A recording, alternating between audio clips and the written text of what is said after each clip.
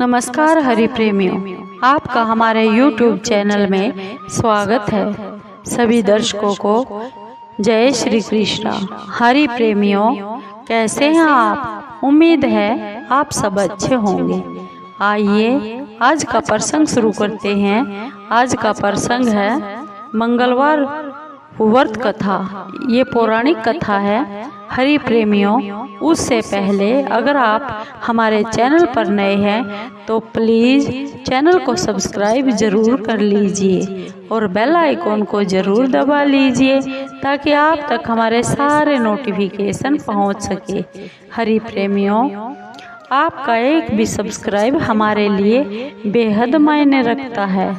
हरि प्रेमियों, आइए जानते हैं ये पौराणिक कथा जो मंगलवार की है, जिसका व्रत रहो या ना रहा जाए तो कथा को जरूर सुन लीजिए। वो भी आपको कथा व्रत रखने का पूरा लाभ देती है। हरि प्रेमियों, कथा ऐसे है। ऋषि नगर में केशवदत्त ब्राह्मण अपनी पत्नी के साथ रहता था। उसका नाम अंजलि था। केशवदत्त के घर में धन संपत्ति बहुत थी। धन संपत्ति की कोई भी कमी नहीं थी। नगर में सभी केशवदत्त का आदर सम्मान करते थे लोग। लेकिन केशवदत्त के घर संतान नहीं थी। संतान न होने के कारण केशवदत्त व उसकी पत्नी अंजलि बहुत ही चिंतित रहते थे। दोनों पति पत्नी हर एक मंगलवार को हनुमान जी की पूजा करते थे और विधिवत मंगलवार का व्रत करते हुए बहुत वर्ष बीत गए।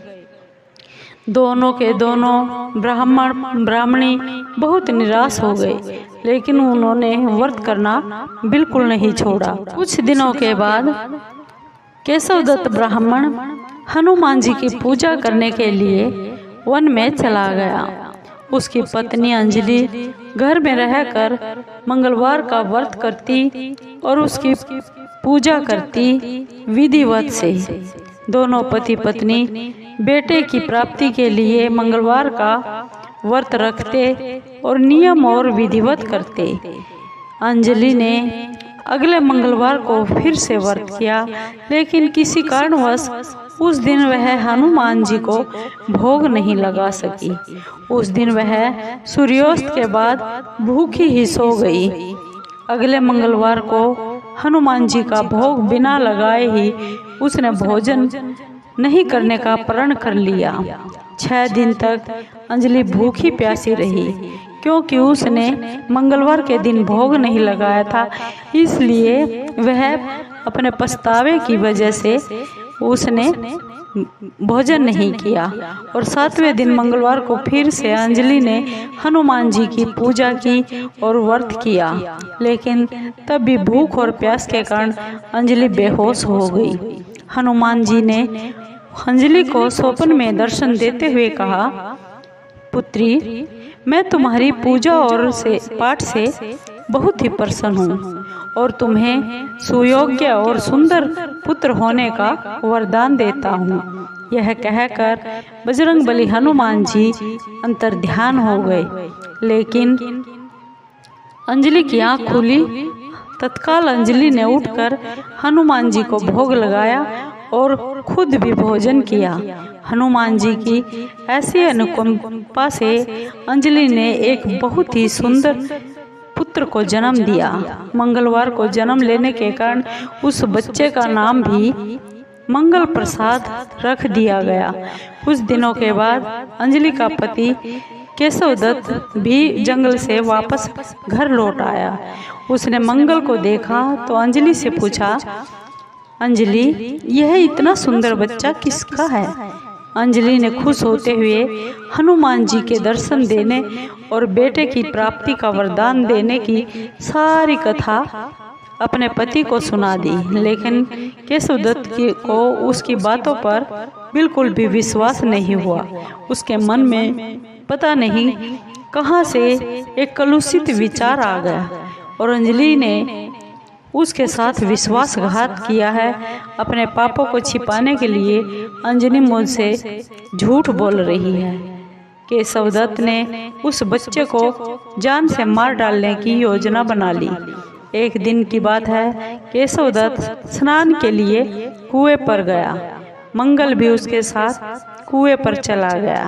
केशवदत्त ने मौका देखते ही मंगल को कुएं में फेंक दिया और घर आकर अंजलि से बहाना बना दिया कि मंगल तो कुएं पर मेरे साथ गया ही नहीं। केशवदत्त के इतना कहने के बाद ठीक मंगल दौड़ता हुआ घर वापस लौट आया।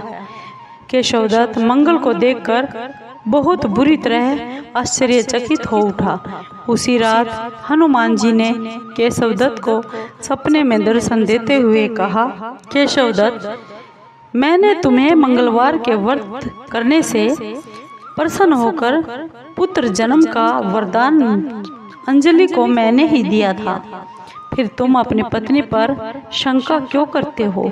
उसी समय केशवदत्त ने अंजलि को जगाकर अंजलि से क्षमा मांगी और स्वप्न में हनुमान जी के दर्शन देने की सारी कहानी अंजलि को सुना दी। केशवदत्त ने अपने बेटे को अपने हृदय से लगा लिया और बहुत प्यार किया। उस दिन के बाद सभी आनंद पूर्वक रहने लगे। मंगलवार का विधिवत व्रत करने से केशवदत्त और उनके परिवार के सभी कष्ट दूर हो गए।